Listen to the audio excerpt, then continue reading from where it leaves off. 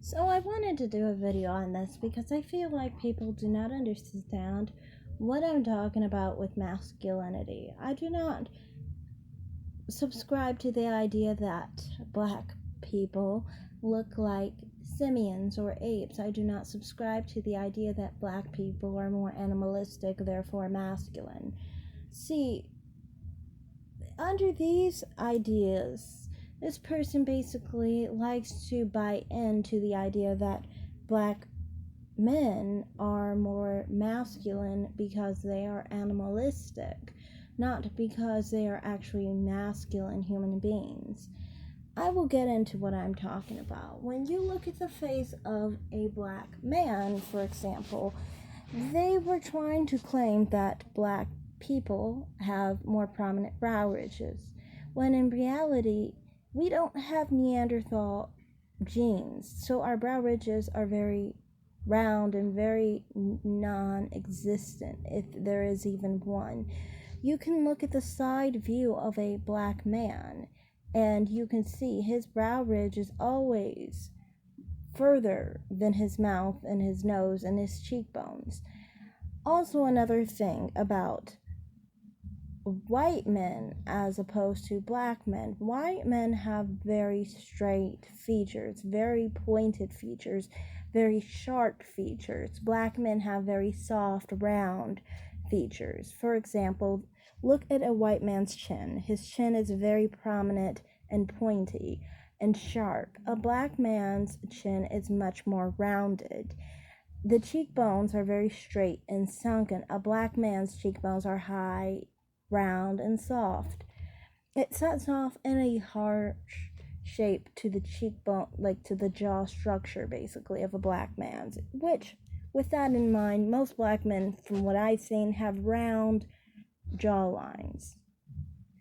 And the thing is with the brow ridge, like I said, they only thought that black people had prominent brow ridges because the idea is that if you have a prominent brow ridge, you look more like an ape. Well, that's just coming from a racist view of saying that black people look like apes, basically. But that's not a reality. One, we don't have Neanderthal blood. Two, we don't have prominent brow ridges. Another thing is the nose structure. As you can see, these white men do not have small noses. They thought just because someone had a narrow nose, that meant that their nose was smaller.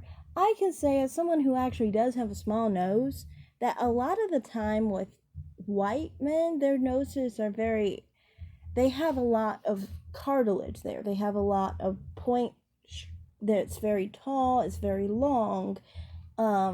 A black man's nose, as you can see, is very short, very close to the face, and it's not very long. You can quite easily see their nostrils very easily, basically. And it's also round, which also gives a feminine look to it. As I said before, the main thing is the fact that they have a certain type of profile that I think is very important. And I think this is a major reason why when I look at a black man, I see a woman as opposed to a man. So, as you can see, a black man's prominent feature is his lips, his cheekbones, and mostly those are the things that will protrude out of his face when he looks to the side. So what a person will notice first off of his face is his lips and his cheekbones, because that's aligned to be the most, basically the closest to whoever's looking at his face, because it's the most forward feature of his face. See, a white man's features are not like that. A white man's features, the brow ridge is even with the mouth. The nose is the most prominent feature of his face. His cheekbones are sunken, and his eyes are made to be even smaller because his brow ridge is so prominent. As you can see, these black men have almond-shaped and larger sized eyes, and that's because of the fact that their brow ridges are very soft and round, basically. As you can see, even the brow ridge that they do have, when they have it, is very soft and it's very round and it's not very prominent. You can even see this even more when they look to the side. It's not a sharp angle, it's more of a rounded angle, if anything. And in many cases, they really just don't have a brow ridge at all, So those are major reasons why, to me, black men have very feminine faces. Added to the fact that they also have very full lips, which makes them look even more feminine. As I said before, the first things you're going to see on a black man's face is specifically his lips, his cheekbones, and then even his soft round nose. But you're going to see the cheekbones, and the cheekbones are going to be feminine because they're very high and they're very round. They're no different than his black female counterparts. His lips are no different than his black female counterparts, and his nose is no different than his black female counterparts. See, a white man, for example, his brow ridge, his nose, his cheekbones, specifically, those features are very different from a female's features, basically. Many white females don't have prominent brow ridges like that. Many white females don't have the forehead like that. Many white females don't have the chin like that. Many white females don't have the cheekbones that are so sunken in. So that's why white people, to me, look more distinct between their sexes, while a black man, to me, doesn't really look that different from his black female counterpart. As a woman who specifically has always seen the epitome of femininity to be a dark-skinned black woman, how am I supposed to see a black man as masculine or attractive when he has the same face as a black woman's face? How am I supposed to be attracted to him as a man when he has the exact same face as a black woman's? And like I said, some people will say, oh, that's because black women have masculine faces. But I've already shown you how black women and black men have soft, round features, because African features are soft and round. A lot of people wanted to say that they were harder features or that they were larger features, And to me, I'm like I said, it's not larger features. One, for example, the chin. In white men, the longer and the more pointed chin is a very big feature that black men are generally missing. Black men tend to have soft, round chins. So obviously, if we're talking about who has bigger features, I would say white men tend to. They also have more prominent brow ridges. They also have more prominent noses. Their noses protrude from their face. Their nose is more sharp, and it's more angled like what I would think a man's nose would be angled as, basically. I would think that would be a more masculine nose shape for a man, rather than soft, closer to the face. Also, other things that I find more masculine in white men as opposed to black men. For example, white men, they just tend to be hairier, one. And their hair tends to contrast against their bodies, so they are even more hairy.